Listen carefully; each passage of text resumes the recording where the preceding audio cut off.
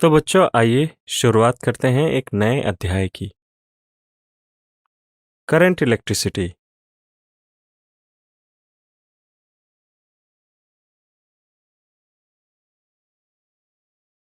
बच्चों आसमान में जब बिजली चमकती है और पहली बार आपने ये फिनोमेना ऑब्जर्व किया होगा, उसी वक्त आपका करंट इलेक्ट्रिसिटी से परिचय हो गया था। बचपन में ये फिनोमेना देखने के बाद आगे आपने इलेक्ट्रिसिटी के बहुत से एप्लीकेशंस देखे होंगे, चाहे वो टॉर्च के फॉर्म में हो, जहाँ पे हम बैक साइड से बैटरीज इंसर्ट करते हैं और उस इलेक्ट्रिकल एनर्जी का हम प्रयोग करते हैं अपने बल्ब को लिट अप करने में, अपने बल्ब को प्रकाशित करने में। इस तरीके से आपने करंट इलेक्ट्रिसिटी से चलने वाले बहुत सारे उपकरण प्रयोग में लाए होंगे। तो आखिर ये इलेक्ट्रिसिटी है क्या? ये इलेक्ट्रिक करंट है क्या? जानते हैं हम। इसे इस तरीके से डिफाइन किया गया है कि किसी भी कंडक्टिंग पाथ में जो चार्जेस का कंटिन्यूस फ्लो होता है उसे हम करंट मानते हैं।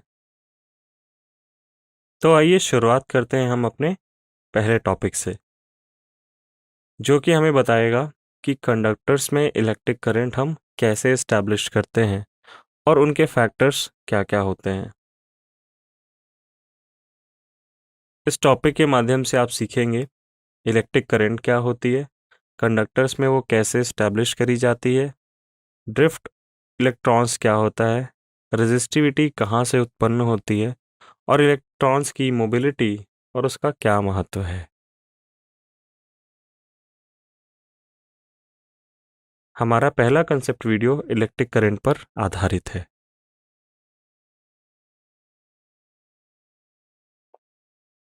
तो जैसा कि मैंने बताया, इलेक्ट्रिक करंट को कैसे मेजर करा जाता है। बच्चों सबसे पहले आप करंट को समझें।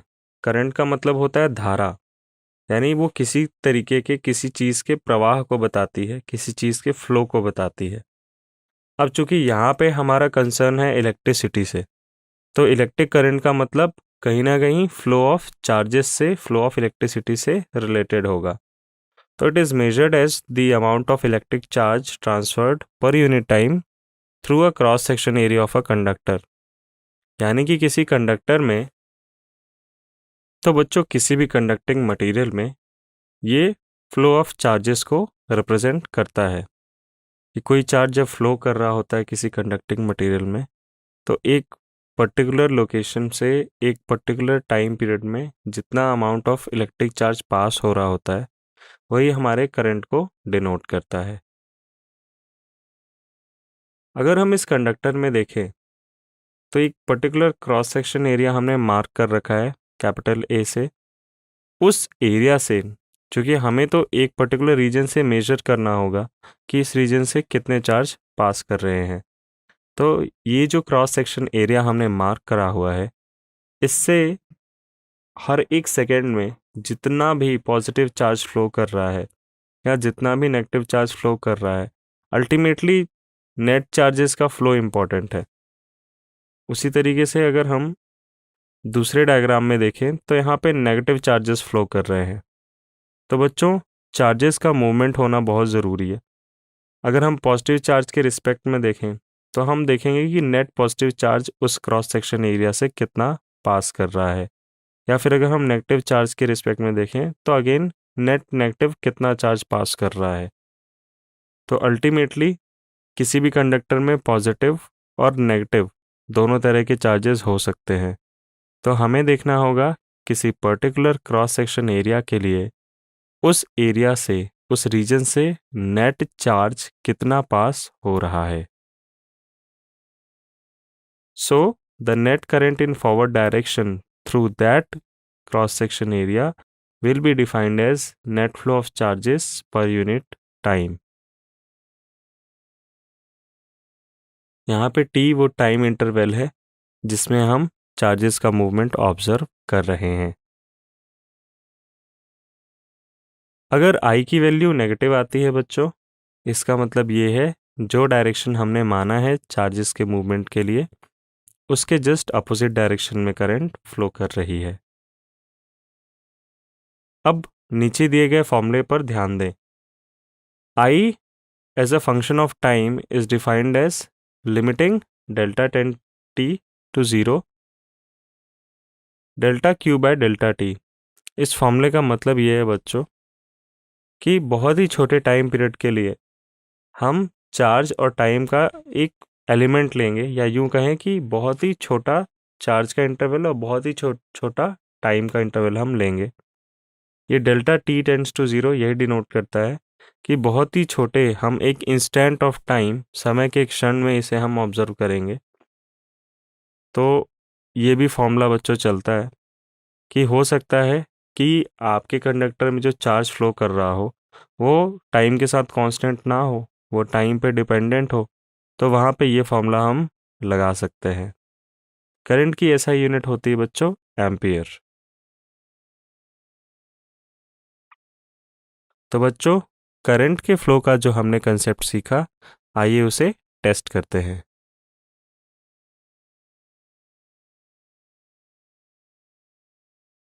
Ten to power 6 protons are moving in forward direction and the same number of electrons are moving in backward direction through a cross-section area A in a time interval of 10 milliseconds. Find the current passing through the cross-section.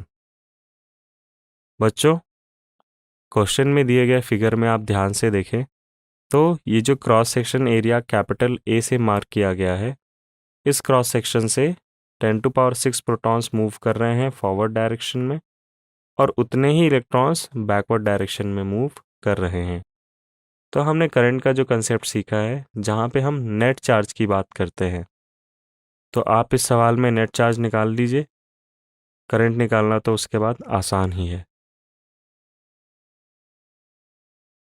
इस आसान सवाल के लिए बच्चों मैं आपको 1 minute का समय देता हूँ। तो बच्चों जैसा कि आप देख सकते हैं सॉल्यूशन में हमने पहले नेट चार्ज निकालना था। तो आप देखें कि 10 to power 6 protons right side में मूव कर रहे हैं और उतने ही इलेक्ट्रॉन्स लेफ्ट साइड में मूव कर रहे हैं।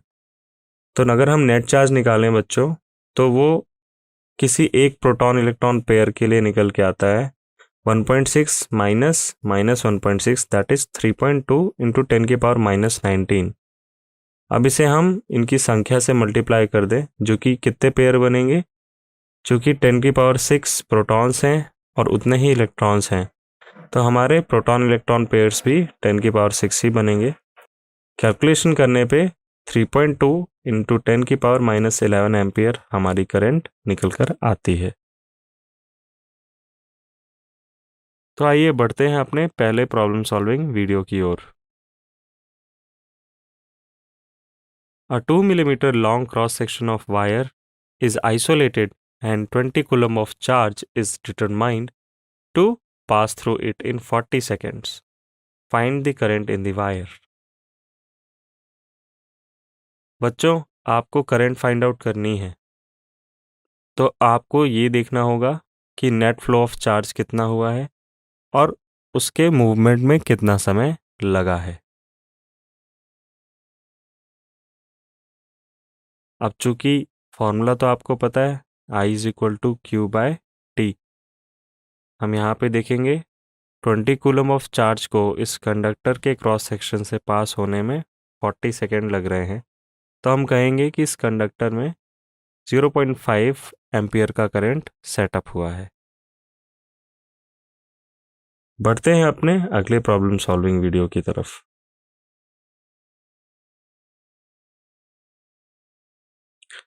यहाँ पर किसी कंडक्टर के थ्रू जो चार्ज पास कर रहा है वो टाइम पे कुछ इस तरीके से निर्भर कर रहा है कि एक टाइम वेरिंग फंक्शन बना हुआ है Q is equal to 2t² plus 3 coulomb.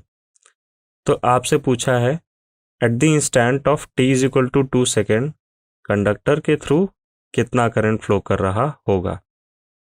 अब बच्चों इस प्रॉब्लम में खास बात यह है कि कंडक्टर से पास होने वाला चार्ज समय के साथ बदल रहा है, यानी कि ये स्टेडी नहीं है।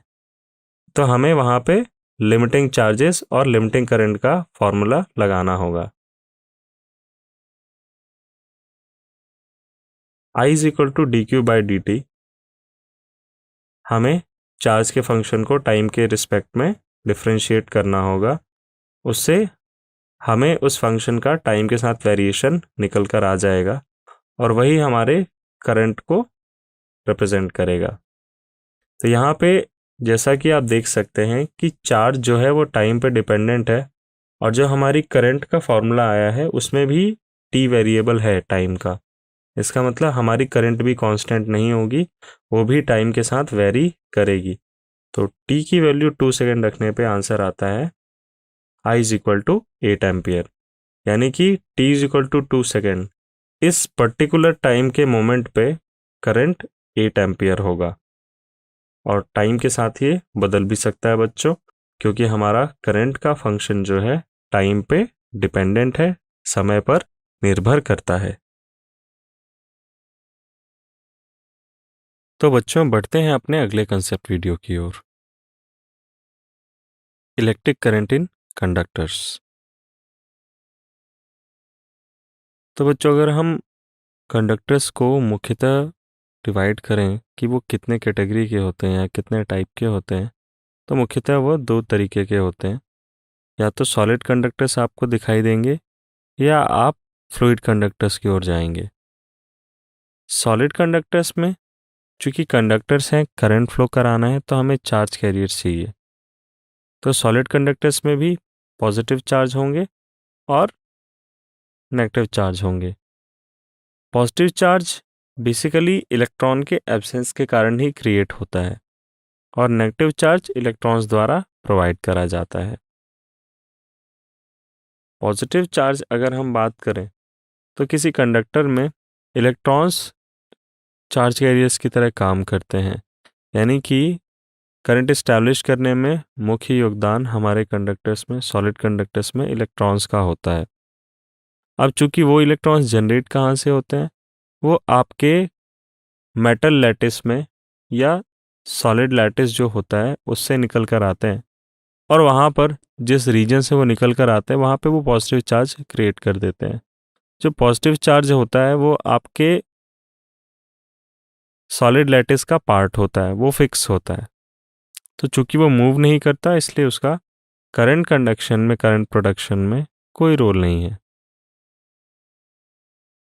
लेकिन अगर हम इलेक्ट्रॉन्स की बात करें तो अगेन अगर मैं किसी मेटल की बात करूं, लेट जस्ट से मैं कॉपर की बात कर रहा हूं, तो कॉपर में भी बहुत सारे फ्री इलेक्ट्रॉन्स होंगे और बहुत सारे बाउंडेड इलेक्ट्रॉन्स भी होंगे।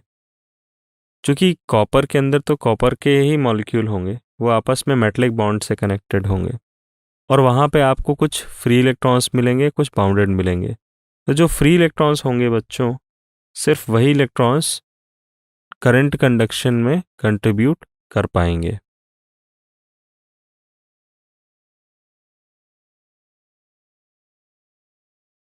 फ्लूइड्स की बात करें अगर, तो अगेन वहाँ पे लिक्विड होते हैं और गैसेस होते हैं। लिक्विड और गैसेस एक साथ फ्लूइड की कैटेगरी में फॉल करते हैं। लिक्विड के अंदर दोनों ही पॉजिटिव और नेगेटिव आयंस होंगे और वो दोनों ही करंट कंडक्शन में कंट्रीब्यूट करेंगे। अगर मैं किसी फ्यूल सेल की बात करूं या अगर मैं नॉर्मल इलेक्ट्रोलिटिक सेल की बात करूं, तो सेल के अंदर जो चार्ज का मूवमेंट होता है वो आयंस के मूवमेंट के कारण होता है। उसी तरह से अगर मैं किसी गैस को आयनाइज कर देता हूँ, बहुत ज़्यादा पोटेंशियल डिफरेंस में उसे रखूँ या ढेर सारी एनर्जी प्रोवाइड करूँ, तो वो आयनाइज हो जाएगी। और ऐसे में जब वो आयनाइज हो जाएगी तो दोनों ही पॉजिटिव और नेगेटिव कैटेगरी के आयंस क्रिएट होंगे और वो दोनों ही करंट कंडक्शन में कंट्रीब्यूट करेंगे। तो बच्चों आपकी स्क्रीन पर जो आप देख पा रहे हैं, ये जो बड़े बड़े ब्लू कलर के स्फीयर हैं, ये पॉजिटिव चार्ज के स्फीयर हैं। बेसिकली मेटल लैटिस में जो मेटल का मॉलिक्यूल होगा वो उसमें लूजली बाउंड होंगे इलेक्ट्रॉन्स। वो बेसिकली मेटलिक बॉन्ड से ये सारे मॉलिक्यूल्स कनेक्टेड होते हैं। जब मेटलिक बॉन्ड बनता है बच्चों इनके बीच में, तो electron acts like it is floating on the ocean of positively charge spheres. और ये जो पॉजिटिवली चार्ज मेटल स्फीयर्स होते हैं ये रिजिड होते हैं, ये ज़्यादा मोबाइल नहीं होते। इनकी मोबिलिटी अगर हम पूछें कि इनकी मूव करने की जो क्षमता होती है वो ऑलमोस्ट ज़ीरो होती है, वो मेटलिक बॉन्ड से कनेक्टेड होते हैं। यहाँ पे आप देखेंगे ये जो फ्री इलेक्ट्रॉन्स हैं ये रैंडम मोशन कर रहे हैं, कोई किसी भी दिशा में भाग रहा है। तो अगर मैं पूछूं आपसे कि इन सब की वेलोसिटीज़ का सम क्या होगा, तो चूंकि वेलोसिटी एक वेक्टर क्वांटिटी है तो इनकी एवरेज वेलोसिटी हम ज़ीरो मानेंगे। बट वहीं पे अगर मैं कोई इलेक्ट्रिक फोर्स अप्लाई कर दूं, इलेक्ट्रिक फोर्स में इलेक्ट्रिक फील्ड सेटअप करने पर ही अप्लाई कर पाऊंगा, तो फिर केस अलग हो जाता है। यहाँ पर आप देख सकते हैं एक यूनिफॉर्म इलेक्ट्रिक फील्ड मैंने अप्लाई करा है, जिससे जो फ्री इलेक्ट्रॉन्स हमारे मेटल के ओशन में मूव कर रहे थे वो फ्री इलेक्ट्रॉन्स अब एक पर्टिकुलर डायरेक्शन में मूव करेंगे। और जब इस तरह का मूवमेंट हम चार्ज कैरियर्स के द्वारा ऑब्टेन कर लेंगे तभी हमारा करंट सेटअप हो पाएगा।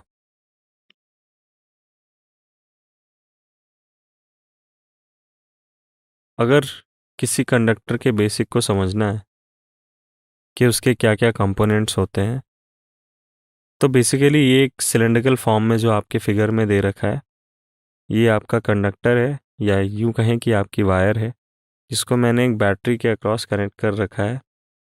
ये बैटरी एक वोल्टेज सोर्स का काम कर रही है जो वी वोल्टेज आपके कंडक्टर को सप्लाई कर रही है। ऐसा करने पर होता क्या बच्चों, चूंकि इस कंडक्टर की लेंथ है L और V वोल्टेज हमने सप्लाई करा है, तो कंडक्टर के अक्रॉस टोटल कितना इलेक्ट्रिक फील्ड सेटअप होगा बच्चों, V/L इतना इलेक्ट्रिक फील्ड सेटअप होगा। और जब इलेक्ट्रिक फील्ड सेटअप होगा तो क्या होगा बच्चों, तो फिर चार्जेस का मूवमेंट होगा, क्योंकि इलेक्ट्रिक फील्ड सेटअप होते ही चार्जेस के ऊपर फोर्स लगता है और वो फिर ड्रिफ्ट करना, खिसकना चालू करते हैं, मूव करना चालू कर देते हैं। जो आपका इलेक्ट्रिक करंट होगा वो हमेशा इलेक्ट्रिक फील्ड की डायरेक्शन में ही माना जाएगा।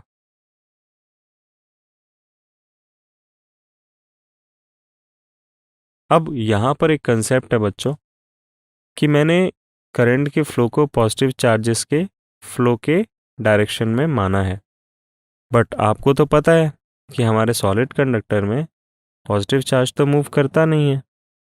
एक्चुअल में ये एक कन्वेंशन है कि जब करंट की डिस्कवरी हुई तो वहाँ पे ऐसा कन्वेंशन, एक रूल बनाया गया कि ये पॉजिटिव चार्ज, चूँकि ये इलेक्ट्रिक फील्ड से ये थ्योरी आई थी, तो हमने माना कि ये पॉजिटिव चार्ज से ही हम करंट की डायरेक्शन डिसाइड कर लेंगे। बट ऐसा हुआ नहीं, क्योंकि हमको बाद में पता चला कि एक नेगेटिवली चार्ज पार्टिकल भी होता है, इलेक्ट्रॉन, जो कि एक्चुअल में मूव करता है कंडक्टर में, जिसके कारण करंट सेटअप होती है। तो अगेन अगर हमने पॉजिटिव चार्ज की मूवमेंट का डायरेक्शन इलेक्ट्रिक फील्ड की डायरेक्शन में माना है बच्चों, तो हमारा नेगेटिवली चार्ज इलेक्ट्रॉन उस डायरेक्शन के अपोजिट मूव करेगा। तो ऑब्वियस सी बात है कि अगर इलेक्ट्रॉन इलेक्ट्रिक फील्ड की डायरेक्शन के अपोजिट मूव करेगा तो जिस रीजन को छोड़ के जाएगा वहाँ पे पॉजिटिव चार्ज बढ़ता जाएगा। तो इनडायरेक्टली हम ऐसे समझ सकते हैं कि एक्चुअल में तो इलेक्ट्रॉन्स मूव कर रहे हैं, बट उनके मूवमेंट के कारण पॉजिटिव चार्ज का भी माइग्रेशन हो रहा है एक रीजन से दूसरे रीजन में।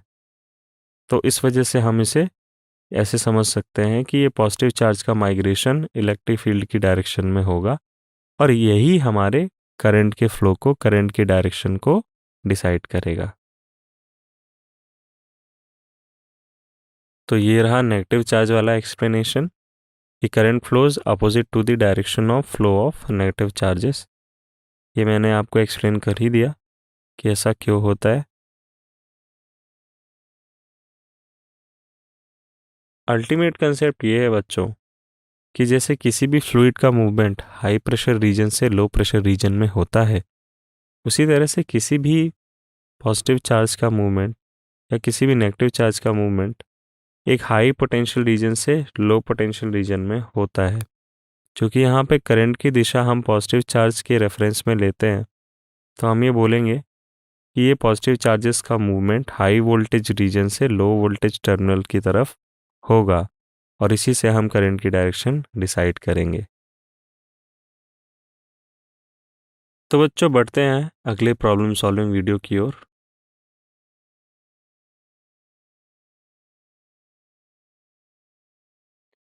When electrons in a resistor flow from A to B, then potential is,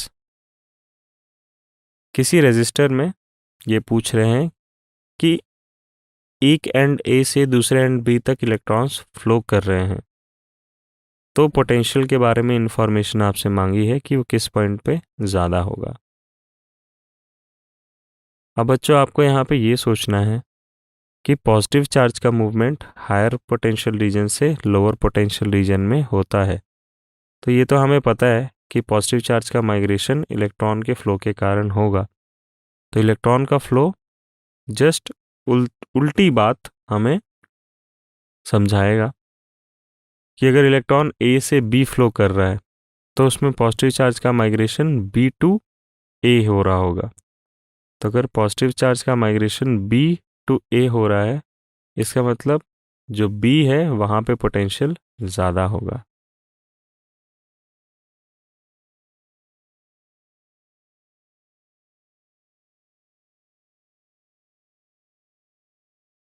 तो आपका आंसर आ गया बच्चों, बी होगा।